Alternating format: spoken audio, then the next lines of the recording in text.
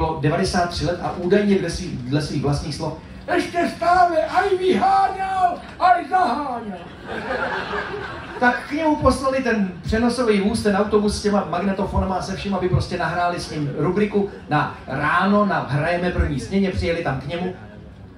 Teď tam vytáhli ty cajky, všechno to zapli a říkají, dobrý den. Dobrý den, jako sa máte, já sa mám dobré.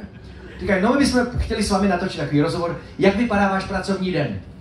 No, tak viete, ráno o 3:30 sa zobudím a otvorím si fľašu borovičky. Říká, stop!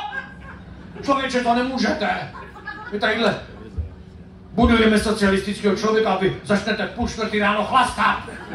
To musíte být inspirací pro mladý. Musíte něco, nemohl byste to otevřít knihu. Je to zapnuté. Říká, to je zapnutý pořád, mluvte člověče. Od začiatku. Říká, můžete o toho, jak jste stál. Dobre. Ráno, posaďte sa chlapci. Ale ty si sadni.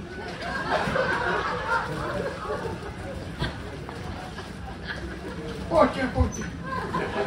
Neviete, čo som povedal. Ráno! Ráno som povedal. Ráno jste říkal. Ráno o 3:30 sa zobudím a otvorím si knihu. A čítam.